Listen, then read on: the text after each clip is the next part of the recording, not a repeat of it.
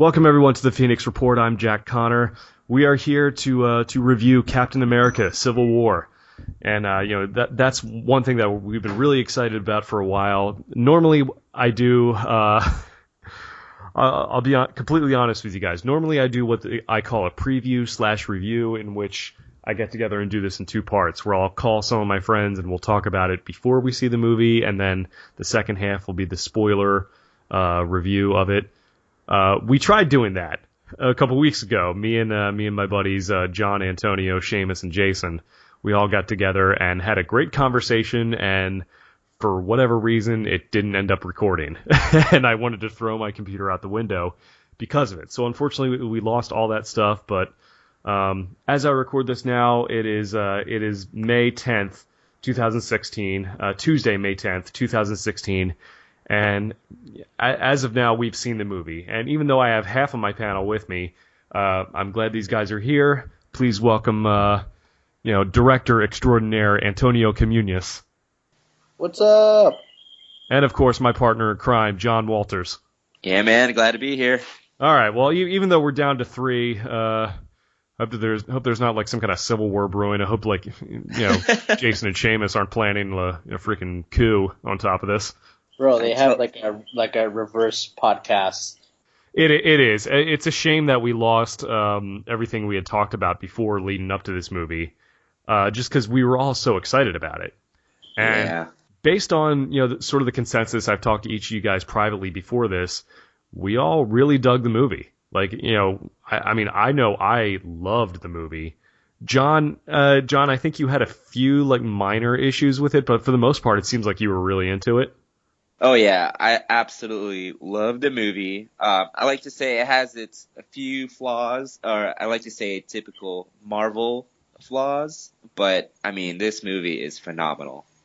Gotcha. Antonio, how did you feel about it? Kind of generally after the fact, were you happy with the end result? Yeah, man, I actually just saw it for the second time today. It was pretty awesome. Again, I don't know, man. I'm really glad I was actually surprised by this film. Like we talked about in the other podcasts, I hadn't seen much of, the teasers or the next trailers that were coming out right before it. So, like, a lot of this stuff was really new to me, and all the action scenes were really well orchestrated and shot, and I don't know, I think it was very effective. I was surprised. Yeah, no, I mean, I couldn't agree more. There were so many times during this movie I found myself just smiling and just, geeking out, and they nailed it. I mean, just everything. Like, Marvel is just doing it so right now. They've just nailed it. Everything. Like, it's remarkable to see how far they've come in 8 years, and just to see what this has become. And there's a lot of people working on this. Yeah, and the funny thing is, like, most of these characters I wasn't really even familiar with. Like, I grew up as a DC guy. I was always Batman, Superman. I was always aware of Captain America, kind of heard of Iron Man, but wasn't really sure. But I mean, in the last 10 years, it's hard not to mention superhero movies and mention these characters in there. They've become part of the cultural landscape. Well, let's face it. Aside from the new Spider-Man, a lot of their characters are B-rated characters. Right. I mean, if you don't count, like, the Hulk, I mean, people knew about the Hulk and everything, even though he wasn't in this one. But yeah, no, it's pretty incredible to see what they've done with it. And it's kind of frustrating as a DC fan, not to get too negative here, but it's like, man, DC, why can't you guys do this too? Yeah, I mean, as a fan of both, I mean, we're all feeling that way. It's like, it's great for one, but, we're feeling that way for DC. And I can guarantee you, Marvel and Kevin Feige and all them are rooting for DC to do well, also because they're actually helping each other out. If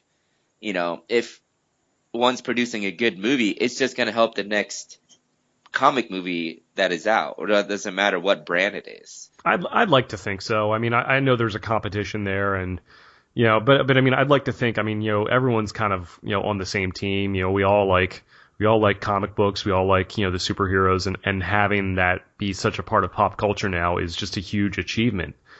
I And can just really I a can sign of the guarantee times. you.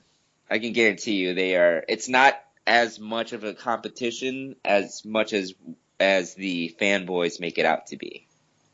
It's just not there. So Definitely. I mean, were either of you guys like big like Avengers fans or like Captain America fans growing up? Not really. no, I didn't really. I saw a little bit of Iron Man stuff. I was never into Captain America. Hulk, I never really watched. I mean, I read a little bit of it, but I didn't Mhm. really watch it. I was more so of the X-Men type of stuff.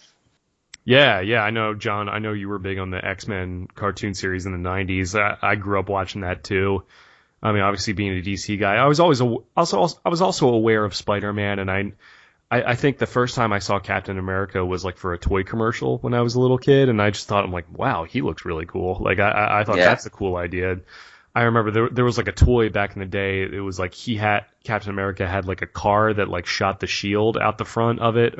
I don't know if you guys remember this. This is a deep cut, but it's like I remember as a little kid thinking, I'm like, wow, that's cool, man. He's got the American flag and everything. That's yeah.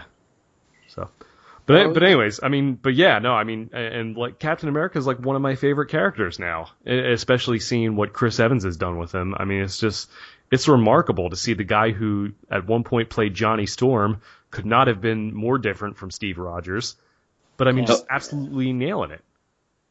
Well, Chris Evans, he's a great actor. If you were to take a look at Johnny Storm and Steve Rogers, you'd swear that's not the same actor. Right, right, and he had been in a lot of other like comedy stuff before this, like Not Another Teen Movie, and Right, he was a lot younger there. right. That was Oh, that was it's a Snowpiercer, man. That movie, oh yeah, it's amazing. yeah, he'd done some dramatic stuff as well. Yeah. But yeah, no, I mean, it's like, I know, John, you had told me privately that like some of the issues that you had with it were just kind of some minor squabbles in terms of like it felt more like an Avengers movie than a Captain America solo movie, and Yeah, it did feel just because when you have that many characters and then you have Iron Man literally taking up, 35-40% of the movie, it ends up feeling to me like it's another adventure movie, like Avengers 2.0 or 2.5 or whatever it is. And so it did feel a little bit more like an Avengers movie, but that's okay. Because when I'm re-ranking my list of Marvel movies, I feel like it might have like outperformed the first Avengers, which is my second favorite Marvel movie. I still don't know yet. I have to watch it more, but it's phenomenal. I really love all the characters, like what the Russo brothers did to kind of give each character its limelight and to show you their motivation, why they're in the fight. And yeah, so that's not really a flaw, but I do feel like it's more of an Avenger movie than it is a Captain America movie. do you think like the movie suffered because of that at all, or? I don't know if suffered is the correct term. I mean, did it take away your enjoyment of the movie, I should say? No, I don't think so. Yeah. No. No. So, even though it had Captain America in the title, maybe it wasn't as much of a personal like story for Steve. It didn't really hurt the movie. No, it didn't hurt the movie. Okay. No, I mean, I think that's the important thing to take away from this. Right. So, it's more so for me, it was actually the second line of Civil War. It kind of hurts a little bit when I see what actually happens. But again, I hate to harp on the flaws of it. are you talking about like the difference between like the comic story Civil War and the movie? No, I think it's just more so the typical Marvel what they do. It's like it's weird. I love the movie and I really enjoyed it, but at the same time, I felt like it's not really a war. It's a squabble amongst teammates, and It's a heated disagreement. it really is. It really is. Everybody's pulling their punches, like what they said in the movie, and then when something does go wrong, like like this is all spoilers now. But okay, we're getting into spoilers. So this is like, it's not really a two-part podcast, but in a way, like, you've just heard the non-spoiler portion. Let's get into the spoilers. I mean, are we making a spoiler or spoiler free? Hey, let's spoil it. I mean, come on. If you haven't seen it by now, then don't listen. Don't listen to the rest of this. All right. Let's make it official then. All right. Everybody listening right now, spoiler countdown: 3, 2, 1, go. Do it.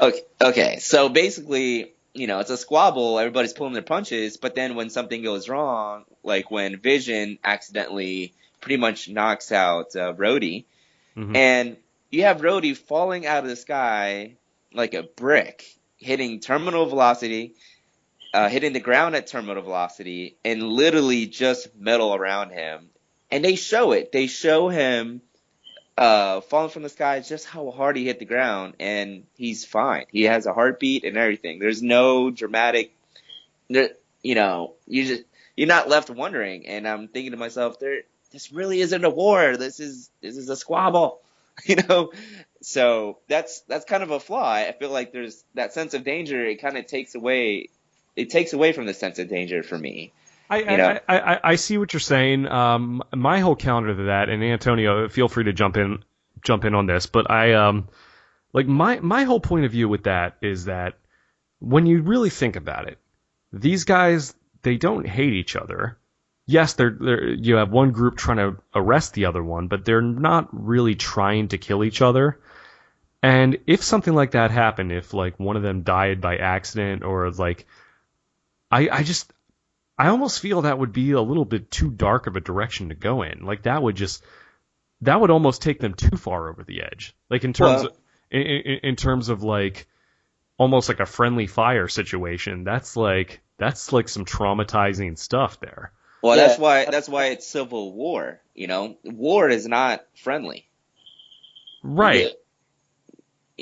Like it shouldn't be called civil war if there really isn't consequences like that.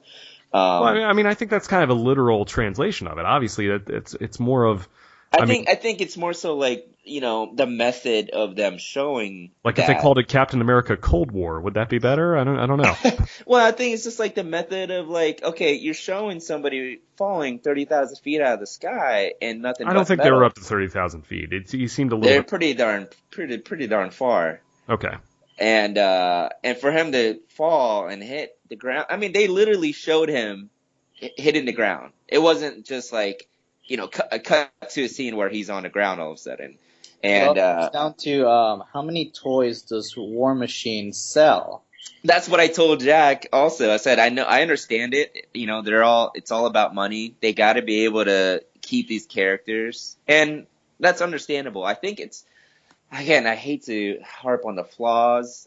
This is such an awesome movie. I love this movie. I just think, again, it's more so this flaw of sense of danger for me. And if you're gonna call it civil war, it's not. It doesn't drive with me that well. Okay. All right. Fair enough. Antonio, what about you? As far as like, because we had talked about earlier about like, are we going to have some characters that die, or is yeah. At first we thought like maybe it might be like the comics and maybe Cap might die at the end. That didn't happen, but and as it turned out, other than Rhodey getting paralyzed and severely hurt, no one ended up dying.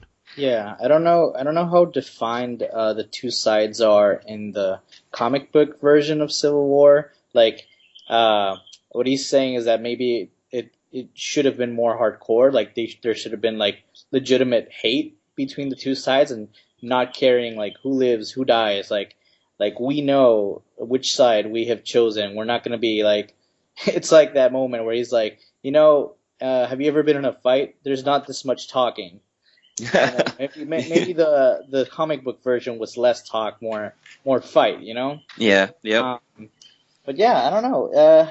It does seem like it wasn't that defined, but I guess I'm kind of neutral in this between you and Jack, because I guess they do care about each other, man. They've been through a lot, man. They fought like both Avenger movies, or some of them fought in both Avenger movies, but they're a pretty tight group, and tearing them apart like this, it's like they chose their side, but it hurts them to have to do this. It's such Yeah. Right. it's just like Yeah.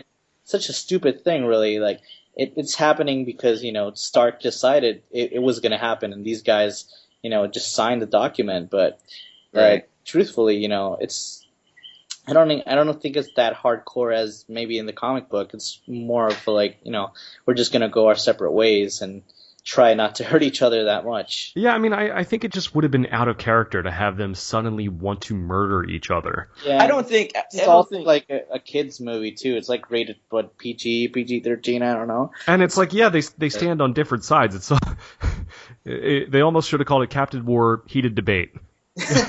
you know. And, well, that's what there I was was some saying. punching in there. Well, that's what I was saying. I was just, I think it's just more so, if you're gonna have a title of Civil War, and then, okay, then you have a squabble, but then you show, they go to the point of trying to show there is consequence. That's why they had the roadie scene. That they had that on purpose, so that way it's like, hey, if you get in a Civil War, like if you guys have powers, and if you are going at each other, there's something bad that could happen. But they have to show it where it's like something bad happens, but you're gonna live. Yeah, I And think this is the closest to a death that we will see in the Marvel Cinematic Universe, is someone breaking their back. Well, I mean, I don't Right. know. I would ask Quicksilver about that, but Well, I think it's more so like important characters. They easily will kill off their bad guys, because they're bad guys. They've been really weak in Marvel. That's their biggest flaw is their bad guys all throughout Marvel movies, except for Loki. Well, most But of them get killed. of course, with Loki, they've tried to kill him a few times, Twice. only to bring him back. So, Yeah, talking about bad guys, how do you guys feel about Zemo as a big villain in this Loved film, which is kind of like a villain in the shadows, but Loved he it. pretty much is like the main villain. He's manipulating all these things right. Yeah, in no, the background. we have not seen the last of this guy. Yeah, well, Jack and I actually differ on this one a little bit too. Actually, I know Jack loved it. I thought he served his purpose, but he also was also useless at the same time. Like they didn't really. But he orchestrated the whole thing. How is he useless? Well, he didn't orchestrate the whole thing. He just kind of took advantage of what was already there, because they established the philosophical differences between Iron Man and Captain America and the others well before Zemo did. And Zemo, first of all, he just saw something. He's like, maybe I can kind of enhance what their bicker here. And at the same time, it's like, how in the world does he get into the most secure place on Earth to get to the Winter Soldier with a fake badge? He stole that guy's fake badge. He gets in as the interrogator, and then at the end, to show that video, they literally could have just showed that video, because Zemo had no clue that Iron Man was going to be there. He had no clue. Iron Man decided to go on a whim. So he couldn't really mastermind the whole thing, but he served his purpose, and that purpose was to be able to enhance what was already there brewing between the heroes. So again, Yeah. I mean, to me, that's another that falls again for Marvel's bad guys. Their bad guys are pretty weak in that, just like Thor 2, Malekith. I mean, come on. I mean, this guy was made out to be such a big baddie, but he was really just a stepping stone for Thor to kind of improve Thor, and he wasn't made that big a deal. Look at Guardians of the Galaxy. What's his name? Ronan. I mean, this dude, Ronan, he's practically a titan in the universe.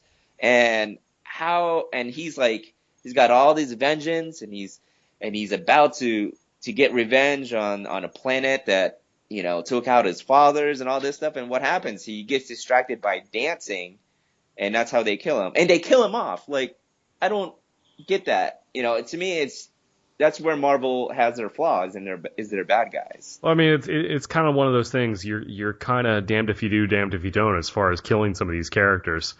Because it's like you want them to stick around for a while, but you also want there to be stakes as well. It's a tough line to walk, but it's like, at the same time, you want to see the heroes, kind of defeat the villains. So it's just, it is what it is. And although the end was kind of a twist in that sense, you're thinking all this time we're thinking that Zemo wants to activate the super soldiers and take over the world. Yeah. And suddenly, it's the opposite. He just wants to play an old VHS to Iron Man and Captain America and Winter Soldier. Right, which held up very well, by the way. Excellent quality on that VHS. Yeah, right? It's been stored, locked away in the cold weather. It's like the same kind of film that Star-Lord has on his cassette tape that magically lasted. Right. It lasts forever. But yeah, it's like, really, you're gonna kill the super soldiers and play a VHS instead? Bro, you have the little notebook, you have the words.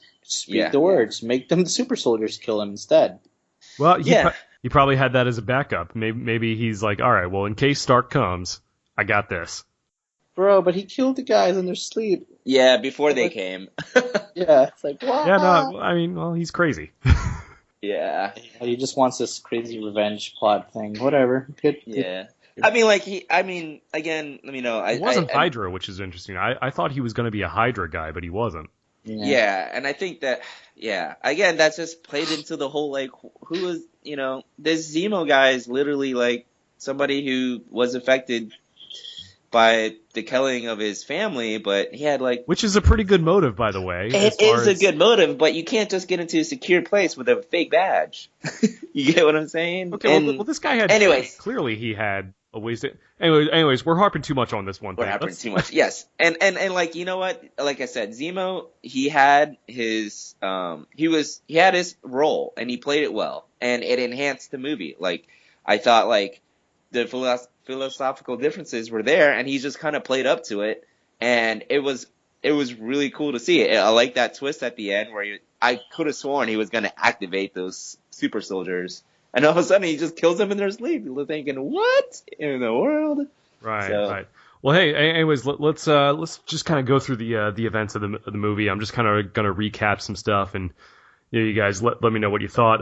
We open with 1991, where Bucky is on a mission, and he's there to intercept an automobile and steal some super soldier serum. That car, as we later find out, happens to be driven by Howard and Maria Stark. Yeah. Which I for some reason I kind of predicted that might have something to do with the whole plot of this movie, or that might be a major thing with with Bucky being the one who killed Tony Stark's parents. It makes perfect sense. And I was, and that turned out to be the case. I don't know if I remember ever reading like a rumor like that, but I wasn't really surprised when it happened, but it worked, I thought. Yes. Yeah, I mean, my take on that is, that seeing the actual footage of it, man, that is rough. Yeah. That is so rough. I can't imagine. John, remember all the stuff we were talking earlier about how the heroes didn't really want to kill each other or didn't really want to fight? At that moment, Iron Man really wanted to kill Bucky and possibly Steve, too. Oh, yeah. I don't know if he wanted to kill Steve, but he was all out. He was not happy. He lost control, and because, he knows that wasn't the real Bucky, but you literally just got done watching your mother get strangled and your dad get beat to a pulp, and the guy that did it is right next to you. Mm-hmm. So, he just kind of lost it. I feel for him, And the fact that Steve knew about it, I'm sure. Yeah. And didn't tell him. Which you understand why, obviously. And I think Steve, he wasn't at that moment, he wasn't just fighting Iron Man to protect his friend, but I think he was fighting to protect both Bucky and Tony from himself. Right. No, it's a horrible, it's one of those things. It's like a horrible situation. It's like, he doesn't want to hurt anybody. but it's like, sometimes it's just instinct kicking in, and it's like you gotta even knock some sense into him if you have to. Right. And that's what, I think that's what Steve was doing, is like, he's actually going to kill him. I have to stop him, not because I like Bucky, not only because I like Bucky, but I like Tony, and he doesn't actually want to do this if he had some sense into him. Just an amazingly well-written movie. I mean, everybody had, everyone had shades of gray to them. There were good and bad, things about all the characters, but, everything in this movie made sense, I thought. Like, everyone had a reason for doing what they were doing.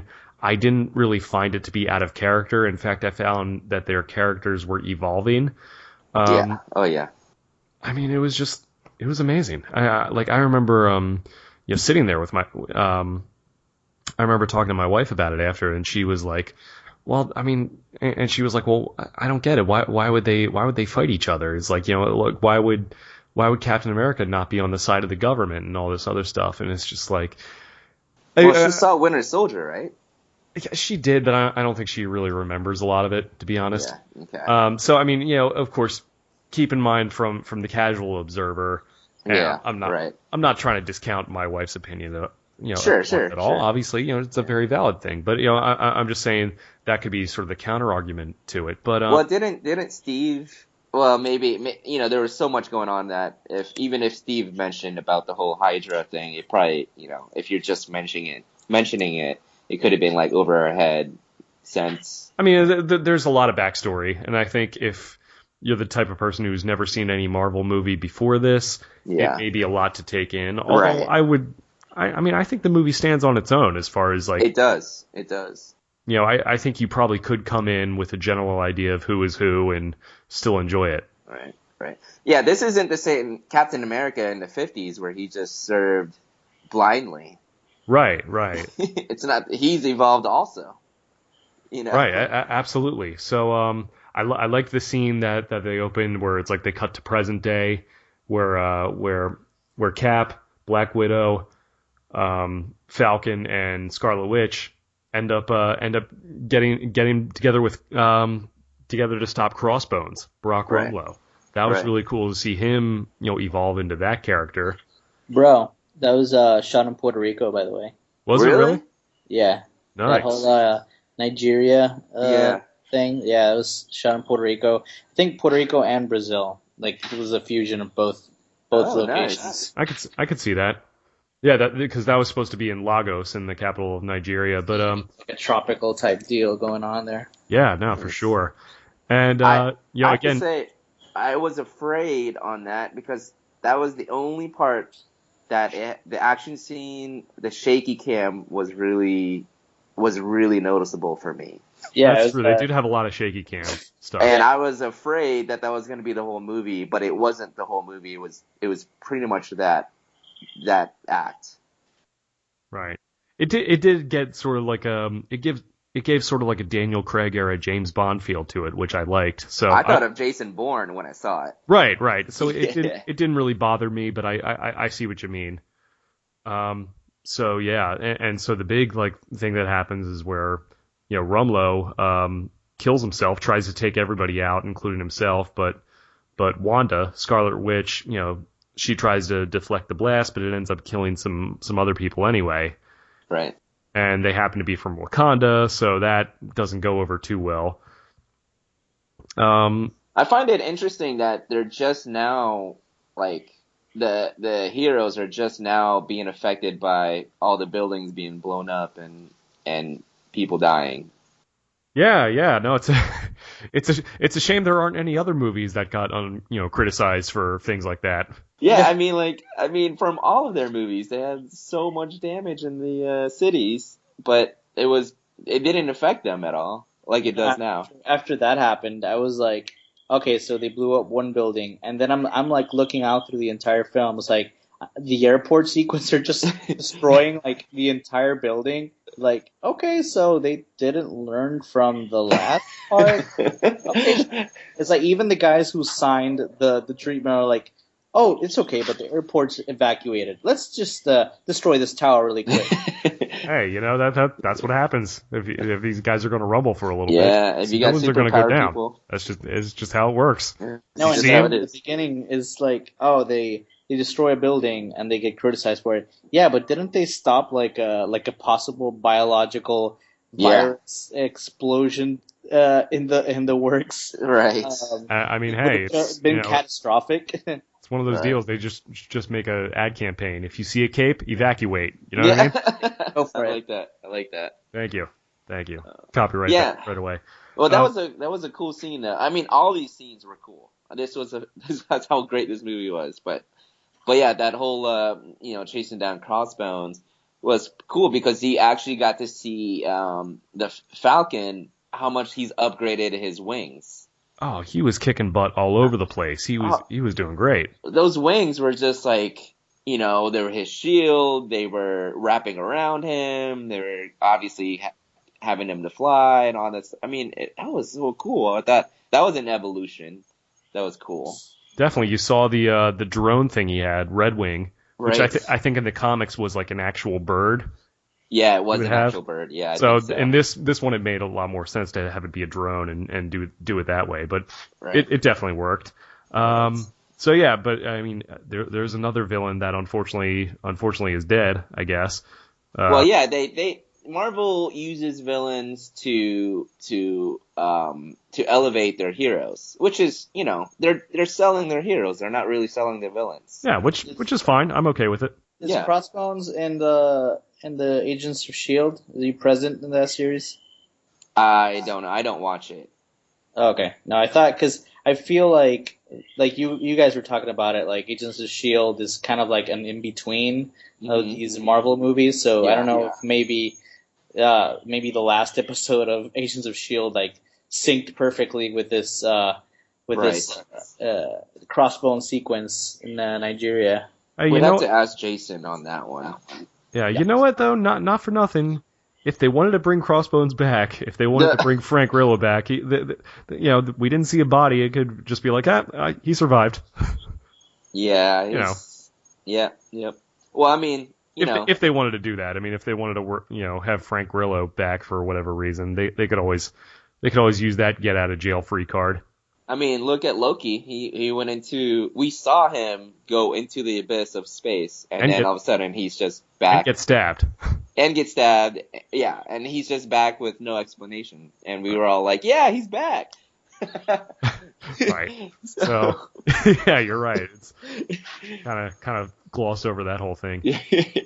So All right, yeah, they can always bring. So anyways, they move on to talking about the Accords, and they bring back Thaddeus Thunderbolt Ross, the general, or the former general, now is the Secretary of State, which I was glad to see William Hurt back there because it kind of connected it to the Incredible Hulk movie from 2008. Right, with Ed Norton.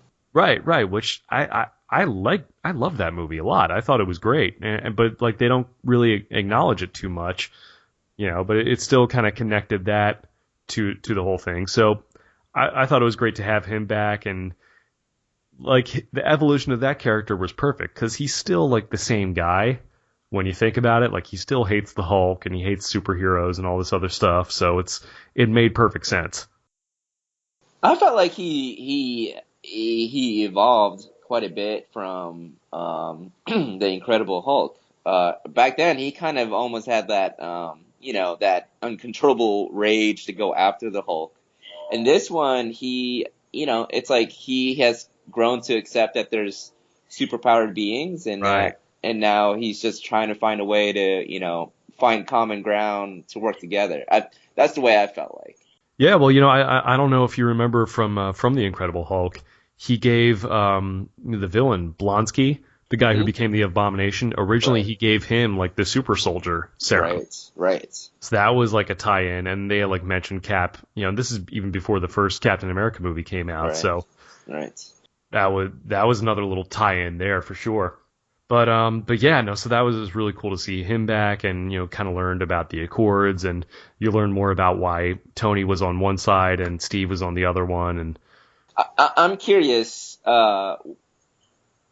Before the movie, did you guys have a side? And after the movie, did you stay on the same side or did you have a new side? Antonio, what do you think? I think I was with Captain America from the start, and I don't know. I feel like I feel like his reasoning was more in line with mine. It's like, Right. I like the whole spiel about agendas changing and politicians using the Avengers for their own business, Right. or not letting them act for their own business. And I don't know. I feel like that was more with my political ideals, I guess. Sure. And so you stayed on Cap's side even after the movie. Yeah, man. It's Yeah. like I wasn't really into Tony Stark's whatever. Motivation. Yeah. Yeah, exactly. I kind of feel the same way in that I was sort of on Cap's side going in, and I still I kind of feel that the movie sort of proved him to be right at the end of the day, because or at least about Bucky, they were I mean, just the whole thing, Bucky was being set up by Zemo. So Right. kind of found that out, and they wouldn't have found that out if they had just complied with the government and did what they wanted him to do. Yeah. That being said, Tony certainly had a lot of really good points. Like it's hard to disagree with a lot of what he says, and it's one of those things where it's like I felt like Tony may have been in the wrong, but was wrong for the right reasons. Right. Definitely. Yeah. So, but I mean, ultimately, I think the events of the movie sort of proved Cap's point a little bit more. But I do agree with that. Yeah. That's one of the great things about this movie is that you have those differing points of view, and both guys really want to do the right thing. I got the sense of that. Like they want to do the right thing, but it's just such a complicated issue that's where the conflict lies. And I thought they communicated that well. And even though at the end, you had some people like Rhodey was like, look, I stand by what I said, and I still feel this way, and the other guys feel this way, and that was that. But at least they were able to resolve it at the end, and without people getting Well, I mean, not exactly. Well, I mean, they resolved it in so much as they stopped fighting. Yeah, that's because Cap pretty much took him out, said, we're done fighting, and you're not gonna find us. Yeah. He left a cell phone for him, obviously, but Right. a flip phone, which was nice. Right. Yeah, I think all three of us have the same view. Coming in, I was on Cap's side, and definitely after the end, I was still on I still think what Cap thinks. I do find it pretty unique that the two characters, Cap and Iron Man, they've kind of both evolved opposite of each other. They both started opposite of each other, and they've evolved to be opposite of each other again. Yeah. Because earlier Tony, he was kind of I'm against government. I want to do what I want, but at the same time, he was kind of doing a lot of things wrong and doing what he wants, and then he ended up evolving to where he realizes he needs structure, he needs government, he needs something to keep him in check. But even then, he's kind of doing things wrong. He has some wrong, right intentions, but doing things wrong within that system. As opposed to Cap, he was, well, you know what? This is the right thing. He started out with saying, this is the right thing to do, is to join the government because we're the good guys and everything we do is good. So I'm going to be part of that. And then he finds out that the government's crooked, so he doesn't want to be a part of that, which seems like it's bad, but he's doing it for all the right reasons. So they both started out at different places, and they've evolved to get to different places again. It's pretty unique that way. Right. So, yeah, I mean, it's just, again, such a great, plot conceit for the movie. I mean, it's just so much stuff, so much character building stuff that they could, expand upon while still having the big action sequences and everything. It's just, it was about as good of a comic book movie as you can get, in my opinion. Hey, I feel like they're really succeeding at what they try to do with these films is they take these superheroes with amazing abilities and make them as human as possible, so we can actually relate to them. Because how the hell can we relate to a superhero? We don't have Right. abilities, so we have to drop them down to the most core human traits. And now talking about Iron Man, like it. I was thinking about it, like how can I defend Iron Man? How can I do this and that? But just the way that he's really logical in the beginning of the film, and then and when he has the conflict with the lady that confronts him about him being the murderer Yeah. Right. son, and he's like very logical. Wow, yeah, she's totally right. I have to sign this document because we have to be kept in check. And he's very logical throughout the entire movie, and he Yeah. believes that he's being logical, that he has to do the right thing. And then by the end, like it's a very very human reaction. I'm sorry to skip to the end, but by the end there's a plot twist, and he reacts solely out of revenge, and he ignores logic whatsoever because he knows the Winter Soldier was being controlled by whoever was controlling him, and that wasn't him. Like, it wasn't really Bucky, but he still doesn't care. He just wants to, see him destroyed. So I think it's a very human trait to act out of logic at one moment and then out of emotion at one moment, and that's Right. what this conflict is really all about. Absolutely. And they also did such an amazing job of balancing all these other characters, expanding on the ones we already knew, like, Vision and Scarlet Witch. They really fleshed out those characters a lot more. They got to, they got to bring in, obviously, Black Widow and Hawkeye was back. The Ant-Man stuff I thought was great. Like, how great was he? Like, Paul Rudd is just, like, how can you not like that guy? Yeah, we need to see him in more stuff, definitely. Right. If you don't like Paul Rudd, something's wrong with you. You know what I mean? I think he and Spider-Man, the comic relief from the both of them, because they were pretty much in the same scenes all the time. And so having the comic relief on both sides was really nice, and it really complemented an action scene, because it could have been 18 minutes of just heroes punching each other and they're all mad and serious, but with them, it added so much comic relief that it helped you to kind of just, it felt like that 18 minutes was down to 5 minutes. You were having so much fun, Yeah, it could have been Age of Ultron all over again, without adding two new characters. It's basically it's another action scene, but plus two, which are freaking awesome, Right. and get to see them, kick ass. Right.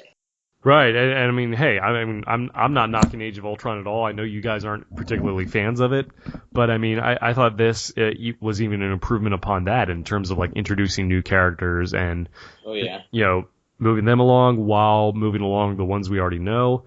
You mentioned Spider-Man. Obviously, that was a huge deal. People in the theaters were going nuts when Peter Parker showed up, as they should have. It's a big deal to have Spider-Man back in in the Marvel Cinematic Universe. It's a huge deal seeing him, and like waiting years for this to happen, right? It's we didn't even know if it would, but there was Tony Stark, talking to Aunt May and Peter Parker. A hot Aunt May, right? Dude, Aunt May is just Benjamin buttoning it through the whole thing. Yeah, right. Marissa Tomei, come on now. But yeah, Tom Holland I thought was excellent as Peter Parker. This kid nailed it. Absolutely.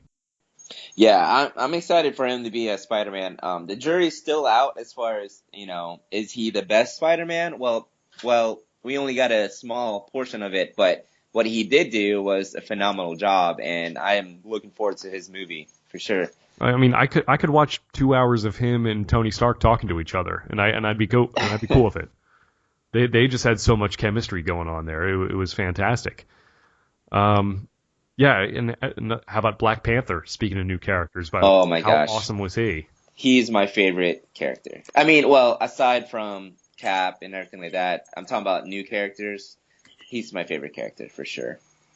Talk about a new character that came pretty much out of nowhere. We hadn't known anything about him. They had mentioned Wakanda a little bit in Age of Ultron, but man, that dude, he just came out swinging, man. He was awesome. I think the only thing I'm afraid of, and I'll tell you why this is the case, but I'm afraid. What I'm afraid of is this going to be the same type of stoic character that we'll see in his standalone movie? And the reason why I say that is because Captain America, directed by the Russos, is a whole lot different from Captain America in the other films. So I'm hoping what I saw from Civil War, that's what we're gonna get later on in future movies from him. I'm sure there will. I'm sure there are gonna be times where he's stoic or times where he's like, has a lot of emotion. Like, when his father got killed in the thing, like, you saw him just break down and everything. Right. It's like, that was just heartbreaking to watch.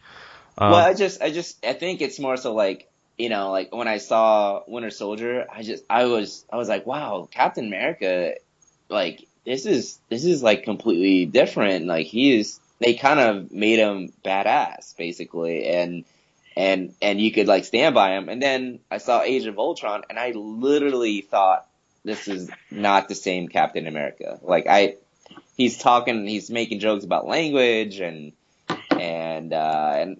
just like his lines and the way they had him portrayed, I felt like it wasn't the same guy. So I hope I don't feel that way with Black Panther. I guess. I don't know if I really felt that way, about it, but it's sure.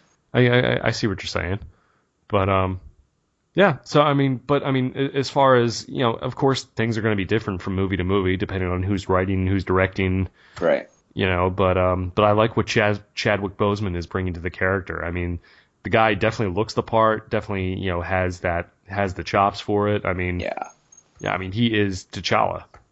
It's interesting to see if they will explain about his abilities in his standalone movie. I think they would have to. I would think so. He did a really, like, he kind of held his own against Winter Soldier without the suit. I don't know. Did he get beat or I can't remember. Antonio, you saw it twice. Yeah. Is it Iron Man versus Winter Soldier? No, I'm talking about Black Panther without the suit versus Winter Soldier. I know he held his own pretty well, but did he get beat? Black Panther kicked ass without the suit. Like, he didn't even need that stuff.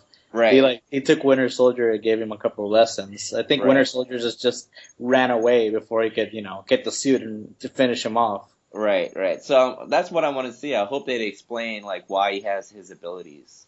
Yeah, he knows. Like, I read that he's basically Batman. He's studied like every form of martial arts ever. He's like super awesome. Well, they can't. But they can't. That doesn't equate to super soldier serum, though. Oh, no. Well, no idea. Yeah. So, he was outrunning cars. So you can study all you want, but. Yeah, but you saw that he has like a whole lab. Like, he has a lab with a couple of scientists just chilling at his super mansion / base. So could he have his own super soldier serum? Probably. Maybe that suit might have something to do with it. They sort of hinted at that. But yeah, just we talked about the airport fight. And all that stuff. That was just such a joy to watch. Like, I was smiling throughout the whole time, and seeing Ant-Man grow giant, that was really cool. It was really cool. It wasn't as shaky as the first sequence. That was really, really tight editing. Like, the cuts were like, you had to be really aware of what was going on, because if you blinked, you missed something. Right. But this one was a little bit, more extended, I guess. The cuts more all over. More stretched out, I guess. You can appreciate the little bits of action a lot more. Yes, I agree with that. Yeah. Definitely. It was just, I was smiling the entire time. It was just such a joy to watch. And all Spidey's, interactions with everybody, that was great. And just seeing a lot of these guys just interact with each other, like Ant-Man inside the Iron Man suit. Like, come on. These Marvel movies really awesome. Is this what I like? I think my one line review of this film would just be like, an amazing balance between action and humor. Yeah. Action, humor, storytelling, character development. It's Right. just very well crafted. It has its defects, yes, but it's so hard to make a movie like this. It And is. if you nail it, even if you do 80%, bro, that's basically 100% for the rest of the world, because it is such a big budget movie. We've seen movies like this fail before, so this is an achievement, definitely. Absolutely. I even thought the ending was satisfying, where it's like, Zemo was going to try and kill himself, but T'Challa stopped him from doing it and just arrested him, which I thought was cool. It's like, okay, that's a classic, hero move. It's not all about killing. It's not all about revenge. It's about doing the right thing. And Black Panther ended up being that guy. He didn't let revenge consume him, and it worked out. Yeah. Yeah. That ending was, I still feel like I don't know if Tony let it go, because he did get his butt kicked. Yeah, well, I'm sure there are some unresolved issues there, but Yeah. It's just one of those things where it's just, it was what it was, and they were at a standstill, and which I loved seeing. I liked seeing Cap kick Tony's butt. That was really cool. Like, I think this was meant to be sort of the Empire Strikes Back of the Marvel Cinematic Universe, and that it ended on okay, well, wow, what do they do now? Because the team is essentially broken up, and that they got to come back together for the Infinity Wars, but you don't know how it's going to happen, and so I think that part of it, that I look at it that way, and I'm not worried about it then. Yeah, it's really cool, and it really sets up for the next movies, where you're left wanting more, because there's more to the story. Like, wow, these guys are still kind of not, they still have some differences they got to work out here. What are they gonna do? Yeah, isn't there supposed to be a Civil War Part 1 and 2? No, there's supposed to be Infinity War Part 1 and 2. Oh, that's the only one they're splitting up into 2 films? As far as I know, I know that Marvel just started a new Civil War storyline in the comics, but we're probably way far off from there. Oh, that's going to be something else. This is a pretty cool movie, but I don't know if it lived up to comic fans' expectations, because there's a lot of criticism in social media how they're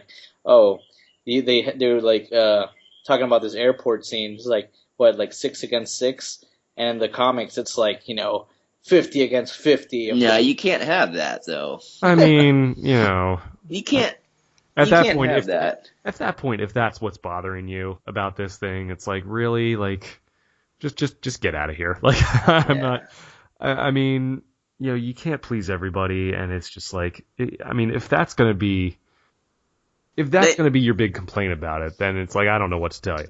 I don't think they realize, in the comics, all those characters exist. In the movies, all these characters exist. All those what we saw in the film.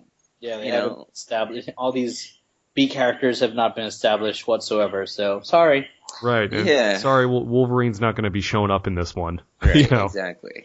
For a lot of reasons. Yeah, maybe in the 20 years later in the Civil War reboot for the Marvel Cinematic Universe reboot Part 2, we'll see 50 against 50.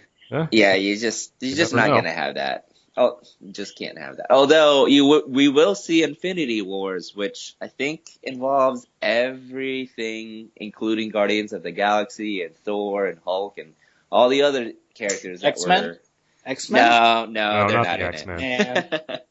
But you might have Daredevil in there. You might have some of the TV characters in there. You never know what's going to happen. I don't think so. I know you don't think so, John, but I'm saying it's a possibility.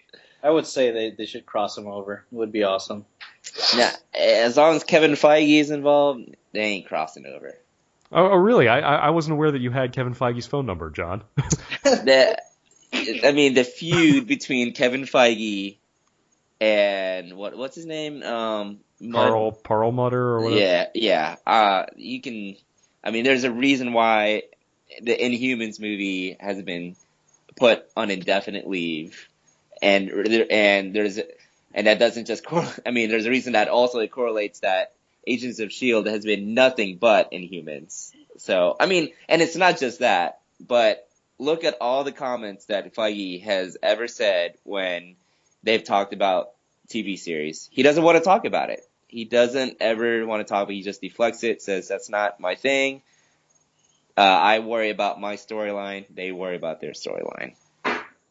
And he was able to pretty much not get Perlmutter fired, but rather he was able to oversee him. He was able to get past him. He only answers to the CEO now. He doesn't answer to Perlmutter. So he's in full control, and if he's doing cinematic movies, those crossovers just aren't going to happen. Oh, well, that's too bad, because I want to see Daredevil hang out. Hey, that would be cool. That would be cool. But I just judging by what Feige, how he words everything, and how he's not really friendly towards the TV series, you can just tell he's not gonna make it happen. Well, we'll see. You never know. But I mean, either way, like I said, this is supposed to be like the Empire Strikes Back of the MCU. They're building this up for Infinity War, where they bring everyone back together, and that's what it's going to be. So yeah, I think this movie did exactly what it was meant to do, exactly what it set out to do, and that's create a big conflict and split the team up and have each guy go in their different directions, and that was it. Yeah, this movie was pretty cool. I'm curious if you guys have a ranking for Disney Marvel movies now. Your new ranking. Oh God, I mean, we could spend another hour talking about like the top. Or rather, your top three. How about let's do top three? Are we talking top three Marvel movies? Yeah, Disney and Marvel movies. Well, I mean, technically they're all Disney Marvel movies. Well, no, there's Fox Marvel movies, and well, yeah, but I mean MCU. If we're gonna split hairs about it, let's see. I would put this at the top, followed by Winter Soldier, followed by probably a tie between First Avengers and First Iron Man. All right, Antonio. I think that's a really good choice. I think I would go with Iron Man because it's the Marvel film that like most impressed me. Like, wow, they're going for it. Wow, I was really surprised. It was like my introduction. I mean, I think it was everyone's introduction. It was. Yeah, it was like the first one. Like, although it's not, it's not, now compared to everything else, it's not the best one, but just it's like the Star Wars of the Marvel universe for me. It's the one that most caught my attentions and blew my mind. Right. After this, I would like Avengers was classic, amazing. Joss Whedon did a great job, and I would go for this would be the third favorite. Although, yeah, third favorite, definitely. Nice. Yeah, it's a good list. Marvel has a good list. I mean, I would personally, for me, it's at the top of the list right now, top of every list. Sure. I really love this movie. Any ideas like what happens in the future? Is just I know some of Cap's team were imprisoned. I had thought that they all fled to Wakanda, but maybe just Steve and Bucky were over there. I wasn't sure how that kind of played out. I mean, do they have to go into hiding? Are they like? Well, they do. Yeah. They are criminals. Yeah. Right. They are criminals. So. I mean, we're gonna have an Ant-Man 2. I know that. Right. Yeah. I mean, all it showed was that Steve was able to get them out of their cell, and he got Bucky back to Wakanda. As far as the rest of the team, they are criminals, though. So I don't know where they're going to be located. Are they all in Wakanda? I don't know. Yeah, I mean, should be interesting to see. Up next, as far as the MCU, we have Doctor Strange coming out this year. Oh, man, come on. I know you're a big fan of Doctor Strange, John. I don't know a lot about him, but I know that this is going to be a different kind of thing that we've seen before. We're getting into like magic and sorcery now. That's new territory for the MCU. Yeah, that's just going to be really, really exciting. I mean, Benedict Cumberbatch, that guy's an amazing actor. Benny C. Yep, perfect guy for Doctor Strange. And right now, it looks like a straight ripoff from Inception, but I liked Inception, and I like Marvel, so let's go ahead and merge the two. Yep. And so I'm excited for it. I can't wait. It's like if you're going to rip it off, rip away. Yep, rip away. Just go ahead and just copy away. You know, forget the license. Just copy away. Napster it. Right. Kazai. I don't know. Oh yeah, that was a long time ago. Jeez. Yeah. Then I know. Then we have Guardians of the Galaxy 2 before Infinity War, before that whole thing starts. So. Well, Thor Ragnarok also. Yeah. Is that gonna? That's before Infinity War. Is that even filming yet? It is filming. I think they just started. That's gonna be. Are they're filming like 4 like simultaneous Marvel movies right now? I think they're doing 4 because I think they're going to put Spider-Man in before Infinity Wars now. Homecoming, yeah. Yeah, Spider-Man: Homecoming. Yeah, so that's so much money, man. It's millions of dollars. Just a ton of money. They're just like keep them coming. Take the monies. And you know what? We're all gonna give them our money. Yeah, and I'm like starting my Indiegogo for my short film. Is like, if you like to contribute $1, you get this pin and this sticker. Right. Right. You're probably just using all the proceeds to fund our Marvel Cinematic Universe habits. Probably, yes. I do know Thor Ragnarok. They're saving that to actually launch Infinity War. Like that's going to be the ultimate launching pad for Infinity War. Like Thor makes sense. Is the Avenger that's like most related to Thanos and all these guys. He's certainly cosmic enough. In Age of Ultron, he's the one that figured out. He's the one that said somebody's been messing with the Infinity Stones. I need to go and figure this out. Mm-hmm. So he literally said that. He knows it's coming. Yeah, he saw the vision, like a vision of all stones. So it makes sense that he's the launching pad for. And not only that, but in Thor, the first Thor movie, there's actually a gauntlet glove in the chamber. Yeah. But it's a right-handed glove instead of a left-handed glove. Well. So, and no, I think they did that on purpose because they showed Thanos with a left-handed glove, and it didn't look, and Feige said that wasn't Thor's chambers. So, well, we were really digging deep into this. Well, I'm just saying, Feige, because they questioned him on that. They said, "What about we've seen the Gauntlet glove before over in Asgard. Is that where he is?" And he said, "That's not where he is." Basically saying there's pretty much confirming that there's 2 gloves without saying there's 2 gloves. Wow. Nice. And Thor still doesn't know that Loki has killed his father and taken over the throne. Right. You still have that whole plot and everything. You have no idea. Like, what has Loki been up to in like 3 years? Oh my gosh! Like did he kill Odin? Like, what's going on? I don't think he did. He loves his father. That's pretty much. He's always loved his father, so I don't think he killed him. That's his whole deal. He has daddy issues. Right, exactly. But I'm sure he's kind of done some big time damage and some redecorations at the place. Maybe he's in the Odin sleep. Yeah, he is. Yeah. So, anyways, I guess that's it. I mean, we've run out of stuff to talk about for Civil War, but this has been great. I mean, I think we all enjoyed this. It's safe to say that we all really enjoyed the hell out of this movie. Yes.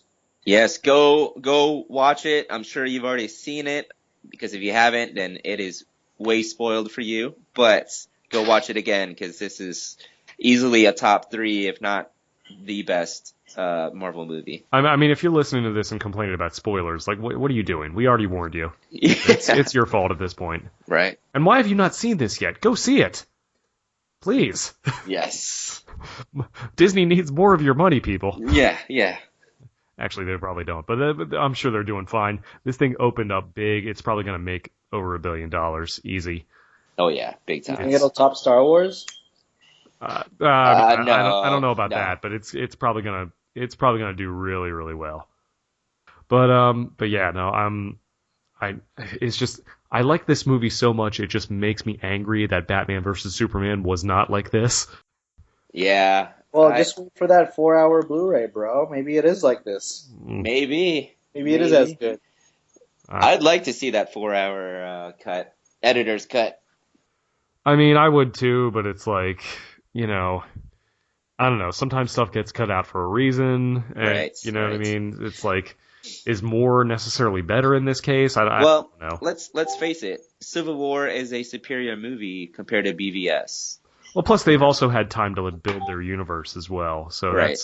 they've already kind of done the heavy lifting. They've kind of earned this movie. Right. See, I say this is what Age of Ultron and Batman v Superman should have been like.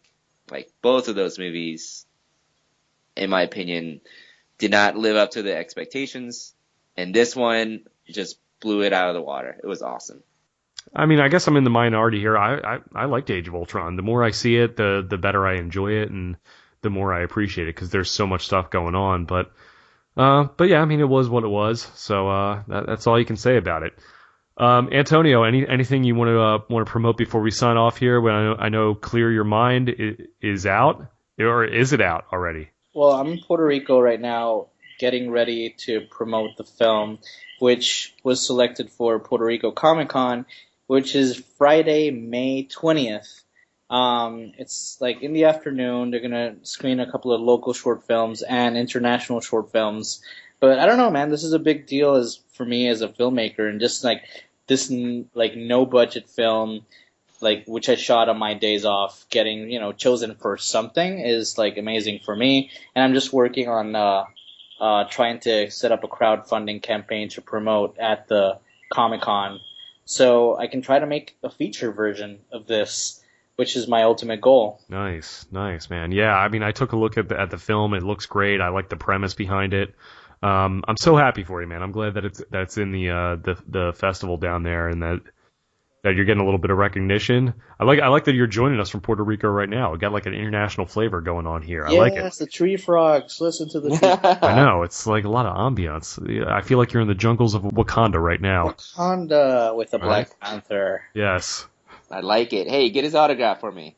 Yeah. Yes, I shall. Yeah, he's gonna just carve it right into your chest. That's what I'm saying. John, anything you want to plug before we sign off here? Basically go watch this movie. It is dang good. I mean, dang good. So there you go. Dang watch good, it, folks. All right. Well, anyways, you guys can always follow me on Twitter at JackXConnor. You could also check out my band, www.vertebreaker.net. And yeah, just keep liking us here on YouTube, here on iTunes. Leave a comment, subscribe, go back and listen to all the other episodes. And yeah, for John and Antonio, this has been the Phoenix Report. I'm Jack Connor. We'll see you guys later. Bye. See you guys. See ya. All right, there you go. Recorded? Official recording? Yes. Oh man, I'm gonna wake up to a message and It's like, oops, guys. Yes, Yeah. because if it's not recorded, I'm gonna blow my brains out. no, don't do that, Jack. Infinity War still has to come out. Don't do it. Don't do it. Nice. I think we'll just I'm not gonna pull a Baron Zemo and try to off Yeah, it. yeah, I will Black Panther you and Right. stop you. an Or analog crossbones. Try. way to record this. Record it with like a microphone to a tape or something. Make sure it's not, gone into cyberspace. Backups. Bro, they like that VHS from the Siberia. Seriously. From Siberia. Use whatever analog tape he and Star-Lord are using. Right, exactly. Stuff. Laserdisc, Betamax, Right? Just straight Betamax. That's what we're doing. all the things. Love it. That was a crazy scene though when Tony 8-track. was watching it. I was like, oh my gosh, I could not watch that. I couldn't do it. I think it was a little predictable though. It's like they showed it so many times, like bro, and the beginning was kind of a spoiler. It's like, well, it's too bad they never made it to the airport and stuff. Yeah, yeah. Like car crash. Okay, 10 How minutes later, crazy was that seeing like Robert Downey Jr. as a young guy? I mean, yeah, it was CGI, you could tell it was, but still, it looked like. It's pretty accurate. Yeah. I mean, because the cool thing is like we've seen Robert Downey Jr. as a young guy back in Right. the 80s. And he looked like kid. his face looked like that. So that it was like seeing him out of a scene of like, you know, Johnny Be Good or what, like one of the movies he was in back in the day. Yeah, that was kind of bizarre. Everyone was like, "What is going on? Why is he gone?" Did we switch reels to something? Right. To, you know, Pretty in Pink or whatever. That was pretty cool that they showed that. Didn't like old Stark, like his dad, didn't we have more than did we have like 2 actors that played his father in like previous? Yeah, in Yes. Was it the second one? In the first Avengers. In the first Avenger and in Agent Carter, the series, it was Dominic Cooper. Well, Yeah, in Iron Man 2. Yeah, but what about like the old version? Yeah, no, it was the same guy, John Slattery. He was in Iron Man 2 and had a cameo in Ant-Man as well.